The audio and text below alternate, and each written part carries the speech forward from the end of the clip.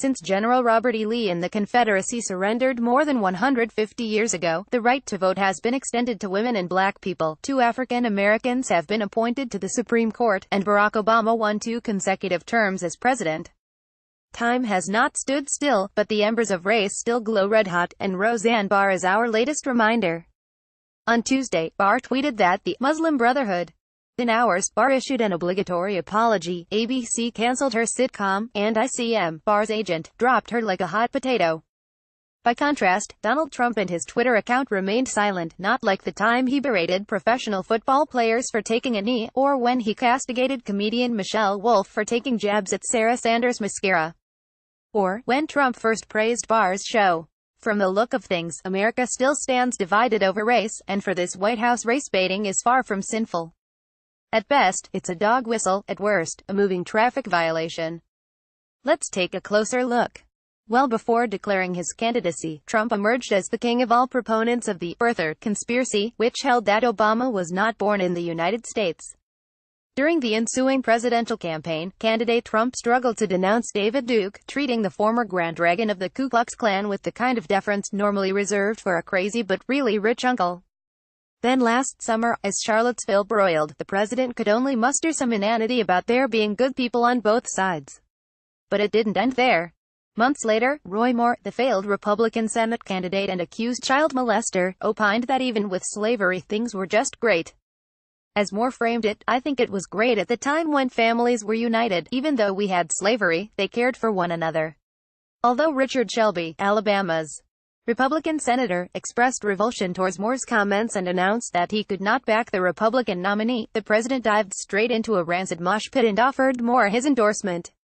Make no mistake, in the age of Trump, stoking the racial divide is a feature, not a bug, with offensive comments to be laughed off as though they were one-liners hurled by Triumph the insult comic dog.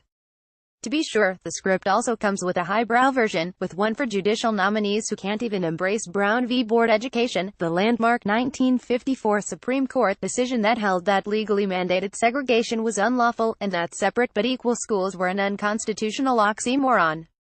Wendy Vitter, one of Trump's judicial nominees, framed her view of Brown this way: I think I get into a difficult area when I start commenting on Supreme Court decisions, which are correctly decided and which I may disagree with.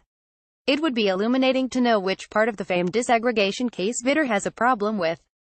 To put things in context, George W. Bush, the last Republican to sit in the Oval Office, didn't have patience for this kind of thing. Back then, Karl Rove, Bush's chief political consigliere, forced Trent Lott out of his job as Senate Majority Leader after Lott had ladled out a bucket full of praise to Strom Thurmond, the segregationist 1948 Dixiecrat presidential candidate and longtime senator from South Carolina. In 2002, Republicans could still be known as the party of Abraham Lincoln. Times have changed. Doing his best Roy Moore impersonation, Lott opined that if only the rest of the U.S. had gotten in step with Mississippi and backed Thurmond back in the day, we would have all been better off. In Lott's words, if the rest of the country had followed our lead, we wouldn't have had all these problems over all these years, either. Don't expect the Trump-centric Republican Party to ditch this playbook anytime soon. Despite the outrage that Trump managed to muster in 2016, he still cobbled together a winning electoral coalition. Although Trump finished nearly 3 million votes behind Hillary Clinton, he actually garnered more votes than Mitt Romney had 4 years earlier, and finished a percentage ahead of Ronald Reagan's 1984 performance among white Americans, when Reagan had triumphed in an 18-point blowout.